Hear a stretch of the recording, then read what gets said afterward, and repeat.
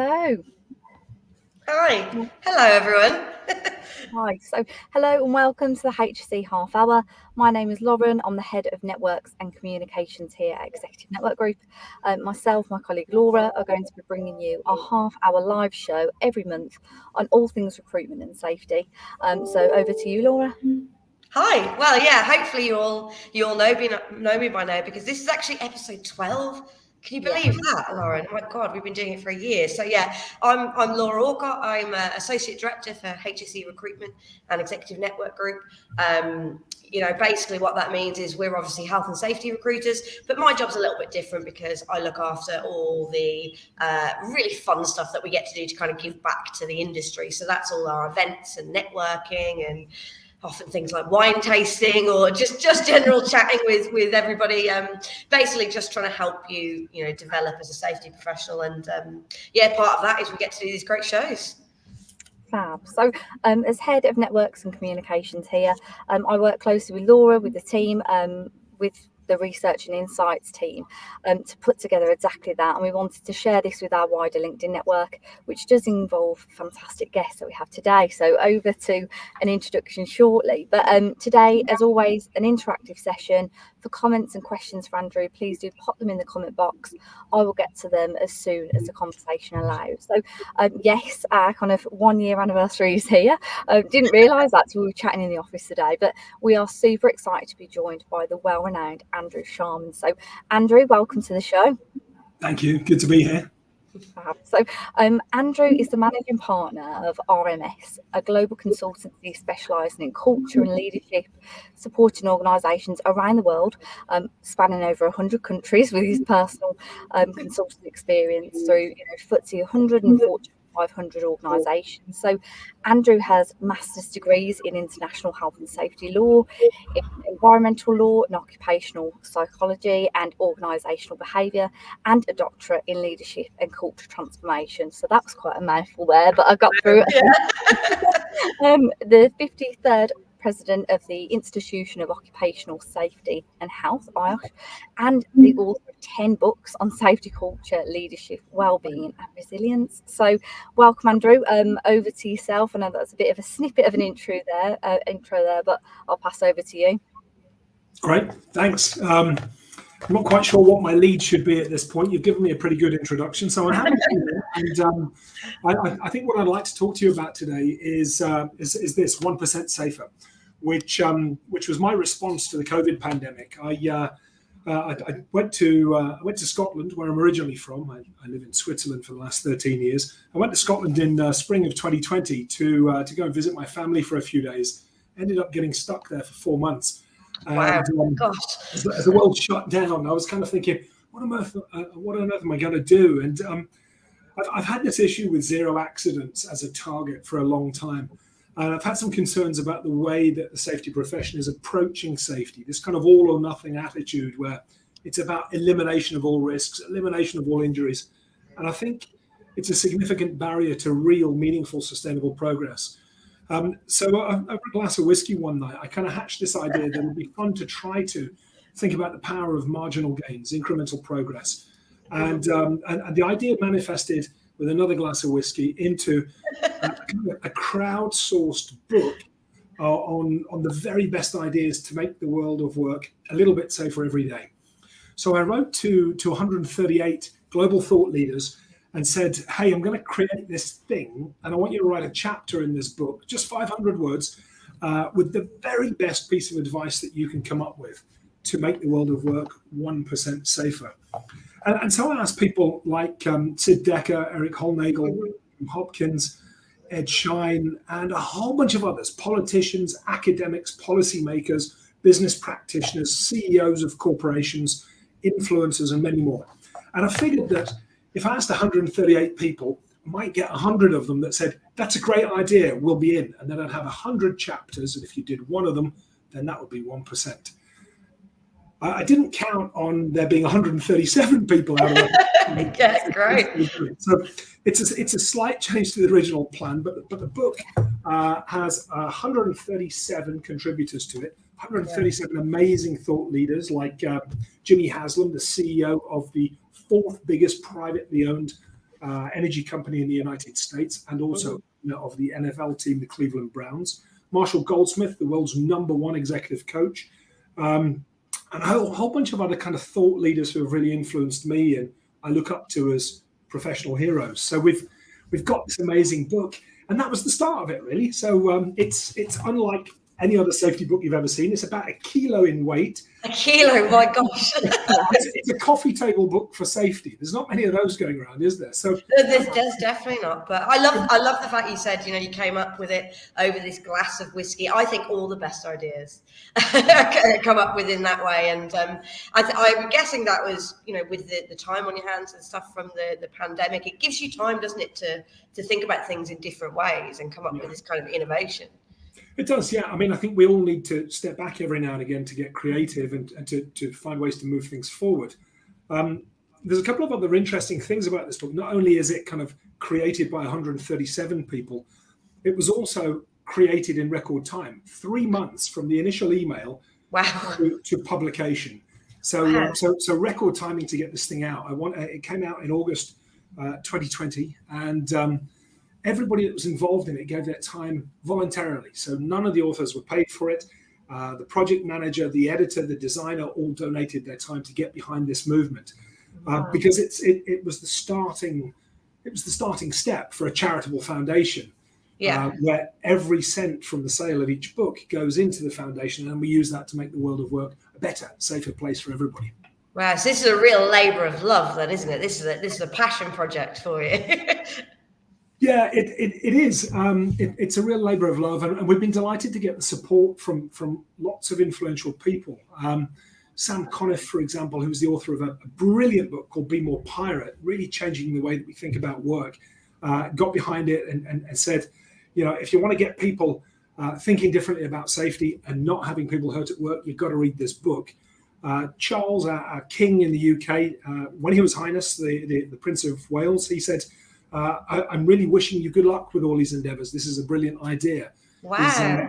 His mother, rest in peace. Royal recommendation. Stamp of approval, that is. Yeah, I mean, the Queen was behind it too. She sent us a lovely letter of encouragement and endorsement, and it really kind of really encouraged me to think that this is an idea that might be worth pursuing. And I've just been astounded at the response to it globally, not just to the book, but all the other stuff that we're doing. So it was a fun idea, and it is now, as you say, a labour of love for me. It's a wonderful thing to be part of. Fantastic. So can you tell us a little bit more, Andrew, about the charitable foundation that, was inspired by the book, and how can people get involved with the movement, and, what are you doing kind of, I suppose, not day to day with the movement, but what are the kind of core, parts of it? What's going on with 1% Safer? So there's the foundation, the charitable foundation, which gives away all of the proceeds from the sale of the book. The 1% Safer Foundation is a registered charitable foundation with the Charities Commission, and it provides support for people in 2 or 3 key ways. First, the provision of practical help in the form of small grants or support with professional development for WASH practitioners that are perhaps down on their luck. Originally, I thought this might be a helpful way to support people who have maybe lost their jobs through the COVID pandemic. Right, yeah. Second thing is the provision of small grants of seed capital to help small to medium-sized organisations, third sector organisations, voluntary and charitable organisations, and not-for-profits really make their world of work a little bit safer. Because often these sorts of organisations don't have health and safety leaders at the highest level, the sorts of people that you guys are recruiting. Yeah. So they might need a bit of support. And then the third way that's important to us is partnership working through bursaries and scholarships. And we've had this fantastic partnership with the IIRSM, the International Institute for Risk and Safety Management, over the last couple of years, where we're creating bursaries in what we might term developing nations, places like Ghana, Egypt, Nigeria, and others, where there's this real desire amongst the profession to learn and to grow and to develop. So we're creating 1% Safer bursaries in those places with the IIRSM, and also in South Africa with the South African Institution of Occupational Safety and Health, and more broadly around the world. So that's what the foundation is doing. It's governed by a board of trustees, and I should maybe just take a moment to thank those trustees who, like me and everybody else, give their time voluntarily. They come to a meeting every month and put in lots of work behind the scenes to kind of drive this forward and build the global movement. Amazing. So this is a real global thing as well, isn't it? From the sounds of it, this isn't just focused on UK safety. This is, a real worldwide movement and foundation. It is. I mean, the contributors come from more than 36 or 37 different countries around the world. And the global movement has picked up with the creation of ambassadors in different countries. So we have ambassadors as far away as New Zealand and Canada and in between too. And these organizations get behind us and run 1% Safer events in their local areas. So that's really exciting to kind of see it picking up speed like that. Yeah, absolutely. And for those that are kind of watching today, Andrew, or the wider safety community, how can they support the movement? How can they get involved? Loads of ways to get involved. The way I'd like you to get involved is to go to 1%safer.com and buy a copy of the book. That way you get all these amazing ideas from these global thought leaders that you can apply in your organization. Second way, and in fact, do that knowing that every cent goes to that foundation to make the world of work a bit safer. Second way, you can go to our website. You can pledge to make the world of work 1% safer and put in your idea there of what you're doing to make some marginal gains, to make some step-by-step improvement. And third, you can get involved on social media, the 1% Safer channel on LinkedIn at 1% Safer. You'll find lots and lots of free resources, interviews, sound bites, and lots of stuff on there. So you can dig in there too. Fantastic. Lots going on. You sound like a very busy man. Yeah. How do you find the time? So you mentioned earlier with the contributors to this book that you asked them, what's their kind of key piece of advice. If I could spin that round on you, Andrew, what would be your key piece of advice for especially safety newcomers? So new health and safety professionals to the industry, if you could give them one piece of advice, what would that be? Good question. Put you on the spot there. Well, I'm not sure I'm best positioned to give advice to anybody, but for what it's worth, having been in the industry for 26 years, I think when I started out, I thought safety was all about compliance and ticking boxes and telling people what to do. And what I've learned through my development journey is that it's about repositioning people at the heart of health and safety rather than process. I think the profession has been caught up in bureaucracy for quite some time. And I think that's damaged the reputation of health and safety quite broadly around the world. Yeah. And as a result, there are often leaders and managers thinking, oh no, here's the health and safety person.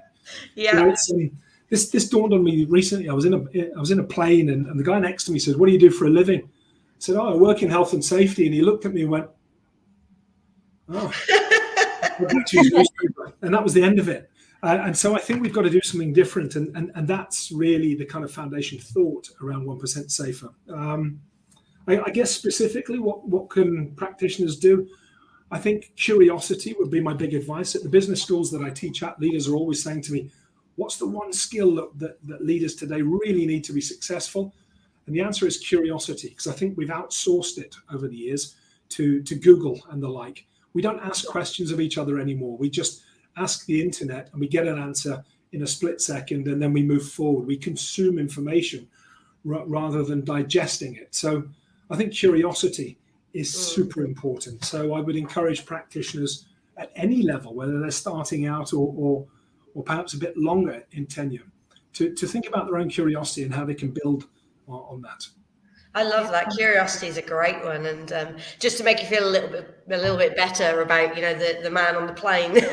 So I think we kind of get the same response with recruitment sometimes. Whenever you go to a party, if you tell someone that you're in recruitment, they traditionally have a certain perception of you. So I completely get what you're saying with the health and safety side, isn't it? There's this perception in the wider world of what a health and safety professional is, and it is that real old school, like you say, clipboard compliance. We're just here to stop you doing things. And at HSE Recruitment, we've been trying to change that perception for a long time, and luckily it is moving, isn't it? We can definitely see that starting to change, but there's definitely a long way to go until someone is happy to sit next to you on a plane. Like, oh yay, health and safety, I'd love to talk to you.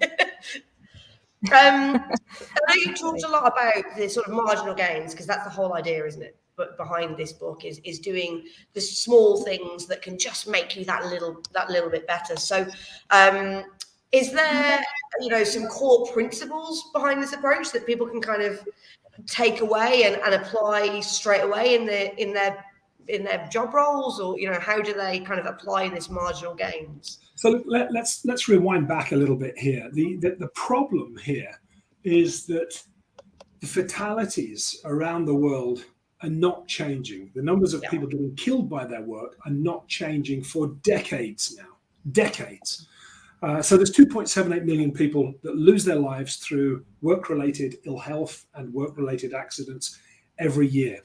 Mm-hmm. And that number's so big, it's quite hard to get our heads around, isn't it? So 2.78 million, what does that really mean? So let's break it down. It's 7,616 people every single day. Wow. Now, 7,616 people, that's about the size of the town in Scotland that I'm from. So that's my entire town wiped out every day. Wow. Break it down another step, and it's 317 every hour. That's over 155 people will lose their lives in the 30 minutes that we're talking today. Wow, that's scary, isn't it? But break it down even more. Count to 10. Every 10 seconds, one person dead from their work. And so if the fatality rate is not changing, it's staying static at nearly 3 million every year. In fact, in the UK, we just heard the reports from the HSE saying there are more fatalities this year than last year. There's 10% more actual fatalities this year than last year. I think we have to be brave enough as a profession to say the way we're working isn't working. It's not doing what we're supposed to be doing. Yeah. So instead of focusing on this target of zero, zero is the only possible number we can have that's acceptable. Yeah. We've got to see a different approach, because setting a target number, whether it's zero or anything else, or a percentage reduction in accident rates, is focusing on the wrong thing. It's focusing on failure and trying to avoid failure.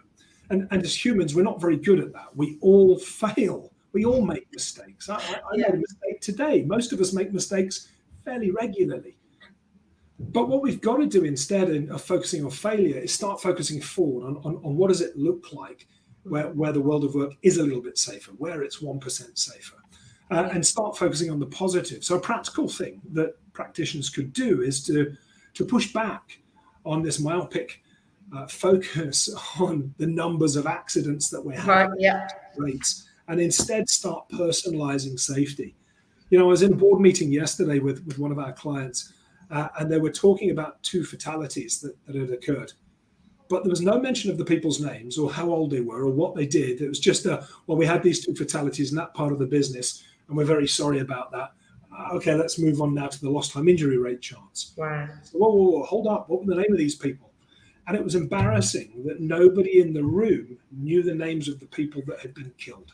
Wow. The senior leaders of the business. And I said, don't you think that this is the problem here then, that we've depersonalized safety? We've made it all about LTI charts or LGI charts, as I like to call them, looking good indexes. As long as they're going in the right direction, we all say, looks good, keep going, get to zero. But no, hang on. We've got to ask ourselves questions. What was happening there? How did it go like that? Where do we need to focus?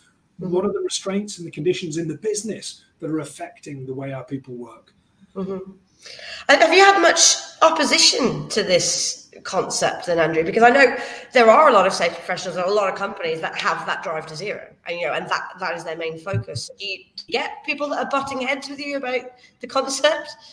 I wouldn't say butting heads. I mean, at the beginning, there was the usual round of internet trolling where someone puts some effort in to do something different, and there's a handful of people that say, this will never work, this is ridiculous, of course you've got to have a target of zero, of course everything's working fine, you're just scaremongering. I have no interest in scaremongering. I'm giving my time for free to get us to think differently in our profession. I want to give something back. I think there are some people that don't get it. It was amazing in the early few months when we launched this project. People would troll saying, this is never going to work. And I say, well, have you bought a copy of the book? Have you read it? No, I don't need to. Yeah. All right. So I mean, that sort of stuff doesn't bother me. You just shrug your shoulders. There's always some naysayers for something. Yeah. But I'm not trying to become the next US president or the next British prime minister.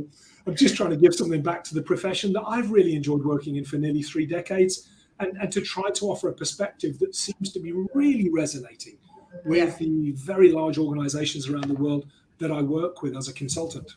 And I think, a little bit of controversy isn't necessarily a bad thing, because like you said, it shows that it's doing something different.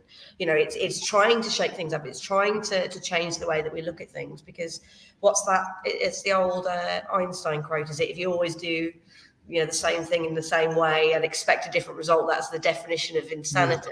So I think, that controversy is a good thing. It shows that it's challenging people, isn't it? And making them really think. Yeah, I agree with you.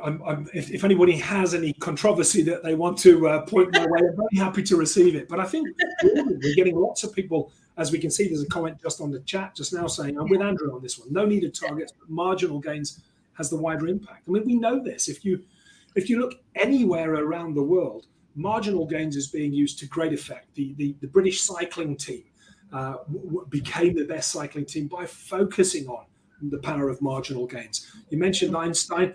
Einstein also said the most important thing in the world is incremental interest, small steps in the right way. I mean, if you think about it, if you make a 1% safer improvement today, in a year from now, it'll be 37 times better than where you currently are right now. Yeah, wow. This power of incremental interest or marginal gains really adds up. It's a wonderful thing. Yeah. Fantastic. Now, and just to echo that, I think people are in the comments, as you've said, marginal gains have the wider impact. I think that's really good. So, yes, over to you, Laura. I know that you had a question around the board. The board, yeah. So you mentioned about the board of trustees, and obviously everybody is kind of volunteering and giving their time.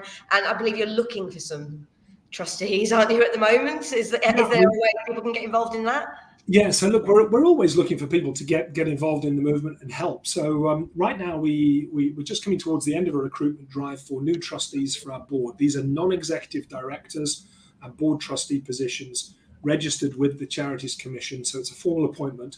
And we've got an interview and recruitment process. If people are interested, they can go to 1%safer.com and have a look at the information there, or send us an email, or they can have a look on LinkedIn at 1% Safer. And all the details are there. We're particularly interested in finding people who have got specific skill sets around governance, marketing, communication. And we're also especially looking for people who are willing to roll up the sleeves, get their hands in and make things happen. We've been very fortunate, or rather I've been very fortunate, that the board that has been around me and with me for the last couple of years have just been brilliant at getting stuff done. And I certainly couldn't do anything like this on my own. So it's the power of team, it's making me think, actually, as I say that, and I look at where some of the people are from in this comments list, seeing some people from Africa here, and it reminds me of an old African saying. I heard it from someone in Nairobi a few years ago. They said, if you want to go fast, go alone, but if you want to go further, go together. And so this power of team is really important for us in the board. So yes, board trustees, we've got a couple of places available just now, but we're also looking for volunteers for lots of different things. Maybe you might want to get involved in one of our community discussions. We've got one of those coming up in just a few minutes this afternoon. So there's lots of ways to get involved. So have a look at the website and send us a note and tell us how you think you can get behind us. Fantastic. Thank you ever so much for that, Andrew. And we have had a question popping into the comments. So how do you measure the 1% index? What metrics or factors are used to do this? Adialoa, thank you for your question. I see it there. I'm not sure there is a 1% index. I mean, the target more broadly, if we think about it, if there's 2.7 million people killed by their work every year, then 1% safer this year would mean 28,000 people don't get killed by work. Yeah. Are we measuring that? Are we actively looking at the ILO's figures each year and saying, well, did we contribute to this? Well, that would be pretty much impossible, wouldn't it, to work out how readers of a book and part of a global movement actually influence those numbers. So this is philosophical to some degree, but it's eminently practical in others. The idea with the chapters in the book are that they each give you something that you can do differently right now. In terms of metrics, well, I'm in no place to try to tell anybody on this call what metrics they should have in their own organization. I think what you need to do, and there's often a desire for this, isn't there, amongst the profession? I quite often have practitioners saying, if you don't like zero accidents as a target, if you don't like measuring the number of LTIs and AFRs, well, what's a better metric? And I say, well, it depends on what you want to improve. You need to work out where your gaps are and what you want to do differently, and then build a metric around the thing that you're going to do differently. Yeah. So I think that's that would be my suggestion. There are some ideas in the book from many of the chapter contributors on here's how you could measure this stuff. So, Adia Laura, buy a copy of the book and read it. Get into it and see what you think. Fantastic. I think we've got time for just one more, Lauren, just before we log off. Yeah. Yeah, we have had another comment come into the comment section here. So Ed is interested in your thoughts, Andrew. Do you see a target zero ambition and 1% safer working in combination or in competition? I'm confused by the words. I appreciate the question, Ed, but target and ambition, those sound like different things to me. But let's just take the whole zero accidents cult, if you don't mind me saying that, and put it here for a minute. This focus on zero accidents is myopic. It's binary. It gets in the way of real strategic thinking. Am I in competition with it? Of course not. I really believe there's no competition in workplace health and safety. We're all trying to fight the good fight to make sure people don't get hurt and killed at work. So you've got to find a way that works for you. After nearly 3 decades in the profession, I'm really frustrated with the focus on accident rates and targets of zero. And so this is my contribution. And that's what it is, contribution, not competition. Perfect. Great answer. Thank you ever so much for that. And I know you mentioned that you have got a community hosting webinar straight after this show. So I've popped the link in already. I'll refresh that now. So I'd encourage everyone to get over to that to discuss career development with Andrew and others. And also head to 1% safer, put my teeth in. And I suppose it's been an absolutely fantastic session today. Thank you ever so much for joining us. I've again. Yeah. So I think I really love what you said earlier. I suppose straight after the intro about being curious and asking questions. And I think sometimes people have a fear of asking other people questions, you know, that they straight away think, I will revert to Google. I don't want to look stupid. And whether you're new or, you know, have got that longer tenure in the industry, it's great to keep that up. And again, the movement, the book, it all sounds absolutely incredible. So thank you for joining us and giving us an education on that. And I suppose, what are we up to next time, Laura? We've passed our 12-month mark, still going. I know, crazy. So going into our 2nd year of the show, which just sounds absolutely mental. So next month, the August version of the show, we're going to be talking about one of our most recent white papers. So we did some white paper research on gender disparity within the industry.